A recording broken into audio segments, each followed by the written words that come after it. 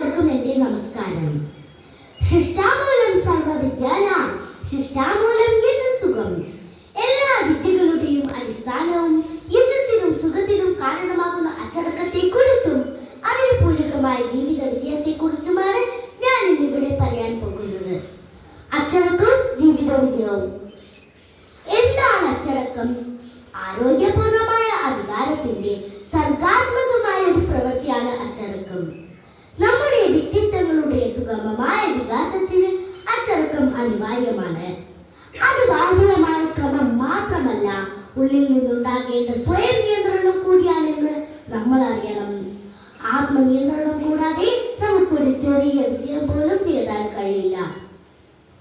അച്ചടക്കം എന്ന് പറഞ്ഞാൽ ഒന്നും മിണ്ടാതെ കയ്യും കെട്ടിയിരിക്കണം എന്നല്ല അർത്ഥം. ഏകാഗ്രത, സത്യസന്ധത, നീതിബോധം ഇവയെല്ലാം അച്ചടക്കത്തിന്റെ ഭാഗം തന്നെയാണ്. ചെറുപ്പകാലത്ത് മറ്റുള്ളവരുടെ പ്രേരണ കൊണ്ടുണ്ടാകുന്ന അച്ചടക്കമാണ് കുട്ടികളിൽ ഉണ്ടാകേണ്ടത്. ആദ്യം സ്വന്തം വീട്ടിലും പിന്നെ വിദ്യാലയത്തിലും ഒരു കുട്ടിക്ക് അതിന് അവസരം ഉണ്ടാകണം. മനുഷ്യൻ സമൂഹത്തിൽ പ്രവർത്തിക്കേണ്ടത് എങ്ങനെയാണെന്ന് ആ സമയത്ത് തന്നെ ഓരോ കുട്ടിയും തിരിച്ചറിയണം. പക്ഷേ ഇക്കാലത്ത് ഇത് എത്രമാത്രം പ്രായോഗികമാവുന്നുണ്ട് എന്ന് കൂടി നമ്മൾ ഈ അവസരത്തിൽ ഓർക്കേണ്ടതുണ്ട്.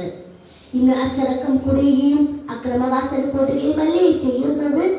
നിസ്സാര കാര്യങ്ങൾക്ക് പോലും സംഘടിതമായി അക്രമങ്ങൾ നടത്തുന്ന വാർത്തകളല്ലേ ചുറ്റിലും കാണുന്നതും കേൾക്കുന്നതും. എവിടെ അക്രമം നഷ്ടപ്പെടുന്നു അവിടെ അക്രമം വിലയാടുന്നു. കുഞ്ഞുണ്ണി മാഷ് അച്ചടക്കത്തെ പറ്റി പറഞ്ഞത് നമുക്ക് ഈ അവസരത്തിൽ ഓർക്കാം. അച്ചം കൊണ്ടുണ്ടാകുന്ന അടക്കം. അച്ചം എന്നാൽ പേടി. നമുക്ക് ആദ്യം വേണ്ടത് അടക്കമാണ്, അച്ചടക്കമല്ല.